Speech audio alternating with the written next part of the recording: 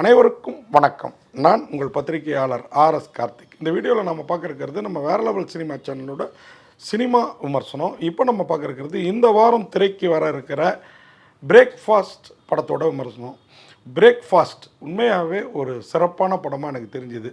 எந்த விதத்தில் அப்படின்னு கேட்டிங்கன்னா, இந்த படத்தை ஷங்கரோட உதவியாளர் முன்னாடி நிறைய படங்கள் என்ஜினியர் அந்த மாதிரி படங்கள்லாம் இயக்குன காந்தி கிருஷ்ணா அவருடைய இயக்கத்தில் வெளிவந்திருக்கிற படம் தான் இந்த பிரேக்ஃபாஸ்ட். காந்தி கிருஷ்ணா ஒரு அருமையான இயக்குனர், அருமையான ஒரு கதையை இந்த படத்துலையும் எடுத்திருக்கிறாரு. ஒன்றும் இல்லைங்க, பெரிய கதைலாம் ஒன்றும் இல்லை. இளம் ஜோடிகள் 2 பேர் சின்ன சின்ன ஈகோ முட்டல் மோதல்களால் டைவர்ஸுக்கு அப்ளை பண்ணிவிட்டு கோர்ட்டுக்கு போகிறாங்க. கோர்ட்டில் கவுன்சிலிங் போங்கன்னு சைக்கியாட்ரிஸ்ட் டாக்டர்கிட்ட அனுப்புகிறாங்க. சைக்கியாட்ரிஸ்ட் டாக்டர் வேறு யாரும் இல்லை, கஸ்தூரி.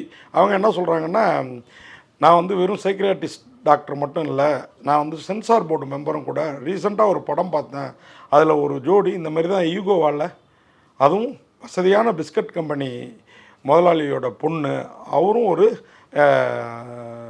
எம்டி அந்த நிறுவனத்துக்கு, அப்பா பேச்சை கேட்காம ஒரு படித்து மலேசியாவில் வேலை பார்த்து டூப்ளிகேட் விஷா அந்த போக்குவரத்தால் திருப்பி இந்தியாவுக்கு வந்த நாலேஜபிள் பர்சன்.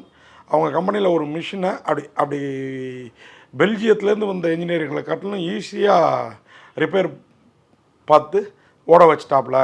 அந்த பொண்ணுக்கு அவன் மீது ஃபஸ்ட்டு ஊடல், அதன் பிறகு காதல் ஏற்படுது.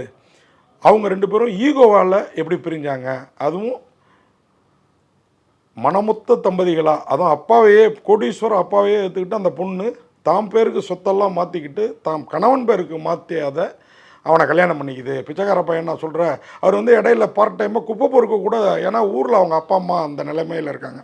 அவங்க அப்பா அம்மா வேறு யாரும் இல்லை, நம்ம பாலு மகேந்திரா அர்ச்சனா, அவங்க பாலு மகேந்திரா ஃபேம் பாலு மகேந்திராவோட ஆஸ்தான நாயகியில் ஒருத்தராக இருந்த அர்ச்சனா, அவங்க இதில் அம்மா கேரக்டரில் நடிச்சிருக்காங்க. அவங்களுடைய ஹஸ்பண்டாக ஒயிலாட்டம் ரங்கநாதன், ஒயிலாட்டம் படத்துடைய இயக்குனர் ரங்கநாதன் நடிச்சிருக்கிறார். எஸ்ஏசிக்கெலாம் அசிஸ்டண்ட்டாக இருந்தவர் அவர், விஜயின் அப்பாவுக்கெல்லாம்.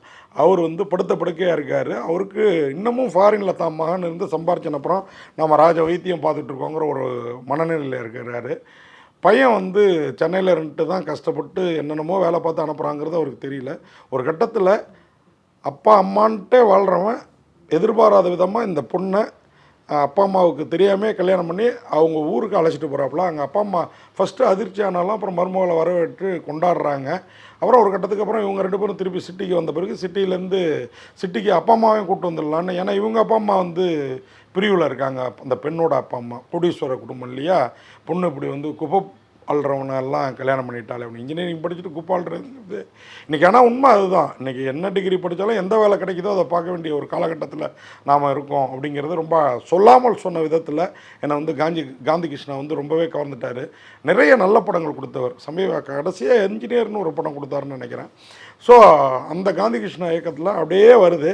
சில இடங்கள் மட்டும் ஏன்னா தெரியல, தெலுங்கு பட சாயல்லையும் ஆர்டிஃபிஷியலாகவும் இருக்குது. அதுமாதிரி இந்த ஒரு பிணத்தை சுடுகாட்டுக்கு எடுத்துகிட்டு போகிற சீன், அதில் மனைவி புடவையெல்லாம் போடுறது நம்ம ஊருக்கு புதுசாக இருந்தது. கீழே தரையில் புடவை போட்டு அது மேலே நடந்து வீதி வரை உறவு, வீடு வரை மனைவி, வீதி வரை உறவு, காடு வரை பிள்ளைன்னு ஒரு பாட்டு இருக்குது இல்லைங்களா. இதில் வீதி வரைக்கும் மனைவி வராங்க. அந்த சீன் கொஞ்சம் நமக்கு சம்மந்தம் இல்லாத மாதிரி தான். அதுமாதிரி அவங்களுடைய தாலி இந்த வழக்கெல்லாம் தெலுங்கு பேசுனது. மற்றபடி இந்த பதத்தில் பெரிய குறைன்னு எதுவுமே சொல்லலை. அதுமாதிரி சில சீன்ஸ் தேவையில்லாமல் அந்த 2 பேருக்குள்ளார அடிச்சுக்கிறது ஆர்டிஃபிஷியலாக இருந்தது. ஆனால் இது எல்லாத்த விடையும் பயங்கர ஆர்டிஃபிஷியல் இந்த படத்தில் கஸ்தூரி தான். அவங்க சைக்கியாட்ரிஸ்ட்டாக வராங்க, ரொம்ப ஸ்டைல் பண்ணிவிட்டு புடவைக்கு ஏற்ற மாதிரி ஹேர் ஸ்டைல்லாம் பண்ணியிருந்தாங்க, அந்த ஒயிட்டும் பிளாக்குமா. அதெல்லாம் கொஞ்சம் வேடிக்கையாக இருந்தது. ஆனால் கஸ்தூரி இயல்பாக நடித்தாலே நல்லாயிருக்கும். எதில் இந்த ஆர்டிஃபிஷியல் எதற்காக அப்படின்றது ஆர்டிஃபிஷியல் நடிப்புன்னு தெரியல. ஆனால் அவங்க தான் இந்த 2 கேரக்டரையும் ஒட்ட வைக்கிறாங்க. அந்த பிரியணுன்னு வந்த அந்த கேரக்டருங்களை அவங்க ஒருத்தன் இப்போ காதலன் அவங்களுக்குள்ளார வர்ற அந்த சில சண்டை கூட ஒரு டயத்துக்கு அப்புறம் ஒரு கட்டத்துக்கு அப்புறம் கொஞ்சம் சலிப்பை ஏற்படுத்துது. ஆனால் இந்த சினிமா பார்த்தோன்னு இவங்க சொல்கிற ஹிஸ்ட்ரி ரொம்ப அழகாக பொயட்டிக்காக இருந்தது. அந்த பிஸ்கட் முதலாளியுடைய மகளுக்கு ஹீரோவுக்குமான அந்த காதல், கல்யாணம், அவங்க அப்பா அம்மா கூட உள்ள சண்டை, இவங்க அப்பா அம்மாவை கூப்பிட்டு வச்சு அவமானப்படுத்தி அனுப்புறது, அப்புறம் ஹீரோ ஃபாரின் போயிட போகிறாருங்கிறதுக்காக பாஸ்போர்ட்டெல்லாம் கொடுத்துறதெல்லாம் கொஞ்சம் ஹைப்பாக தெரிஞ்சுது. மற்றபடி இந்த படம் ஒரு நல்ல படம். சில சீன்ஸ் இது தேவையா அப்படின்னு யோசிக்க வச்சுது, அது மட்டும்தான். ஆனாலும் இன்றைக்கி இருக்கிற இளைஞர்கள், இன்றைக்கி இருக்கிற 2K கிட்ஸ், ஜென்சி கிட்ஸ், ஆமாம் சம்மந்தம் இல்லாமல் இப்போ கூட, ஏன்னா இன்றைக்கி நான் பேசி இந்த வீடியோ வெளியில் வர்றப்போ எலெக்ஷன் முடிஞ்சிருக்கும். ஒருத்தரை தலையில் தூக்கி வச்சுட்டு இந்த ஜென்சி கிட்ஸ் ஆடுறதெல்லாம் பார்த்தா இவரால் என்ன பண்ண முடியும் ஆட்சி கட்டில் அமர்ந்து அப்படின்னு நமக்கு தோணுது இல்லையா? அந்த மாதிரி சில சீன்ஸ் இந்த படத்தில் தோணுச்சு. இவங்களாம் இந்த சீன்ஸ்லாம் தேவையா, இவரெல்லாம் அரசியலுக்கு தேவையான்னு நம்ம நினைக்கிற மாதிரி, அது மட்டும்தான். மற்றபடி இந்த படத்தில் நடிச்சிருந்த அந்த புதுமுகம், அந்த பையன் வந்து பிக் பாஸில் வந்துட்டு போன தம்பின்னு சொல்லி சொன்னாங்க லாஸ்ட்டு சீசனில், அருமையாக நடிச்சிருக்கிறாப்புல அந்த ராணவ், அந்த ஹீரோவா.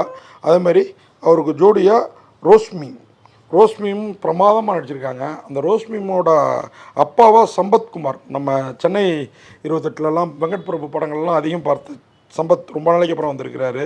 அதுமாதிரி கஸ்தூரி அவங்களும் நடிச்சிருக்கிறாங்க. அதில் கொஞ்சம் ஆர்டிஃபிஷியல் தானே இருந்தது, செயற்கை தானே இருந்தது, அதை கொஞ்சம் கம்மி பண்ணியிருந்துருக்கலாம். அர்ச்சனா அழகாக ஒரு பர்ஃபார்மன்ஸ், அவங்கள்ட்ட இருக்கிற ஆர்டிஃபிஷியல் தனம் கூட ரொம்ப இயல்பாக இருந்தது. நமக்கு நம்ம ஊர் கிராமத்து பெண்களை காட்டுற மாதிரி இருந்தது. அதுமாரி கிருத்திக் மோகன், அவர் தான் இந்த இளம் வயசு ஜோடியாக, அதாவது டைவர்ஸ்க்கு அப்ளை பண்ணி அவங்கள்ட்ட தான் இந்த கதையை கஸ்தூரி சொல்கிற மாதிரி. அப்புறம் அமிர்தா ரங்கநாத் அவங்களும் பிரமாதமாக நடிச்சிருந்தாங்க. இது இல்லாமல் இந்த படத்தில் வினோதினி, அவங்களும் பாலுமகேந்திரா பட்டறையிலேருந்து வந்தவங்க தான். வினோதினி அருமையாக ஒரு நீதிபதி கேரக்டரில் வந்து போகிறாங்க. இப்படி எல்லோருமே சிறப்பாக பண்ணியிருக்கிறாங்க. ஏஆர் காந்தி கிருஷ்ணா ரொம்ப நாளைக்கு அப்புறம் இந்த படத்தை வந்து எழுதி இயக்கியிருக்கிறார். இந்த படத்துக்கு ஜிவி பிரகாஷ்குமாரோட மியூசிக்கில் எனக்கு வந்து 2-3 பாடல்கள் ரொம்ப பிடிச்சிருந்தது.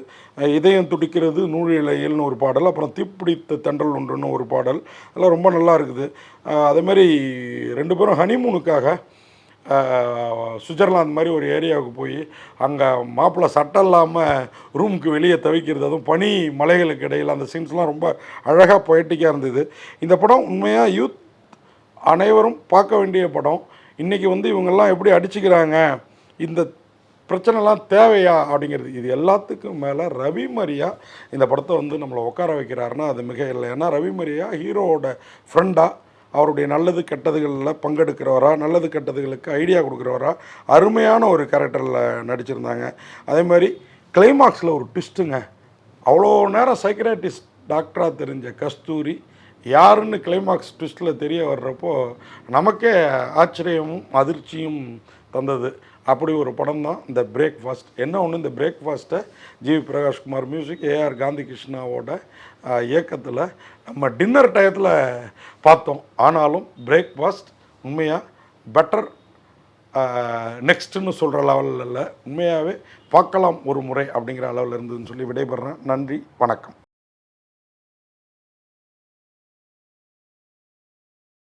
இந்த வீடியோ உங்களுக்கு பிடிச்சிருந்தா லைக் பண்ணுங்கள், கமெண்ட் பண்ணுங்கள், ஷேர் பண்ணுங்கள், சப்ஸ்கிரைப் பண்ணுங்கள்.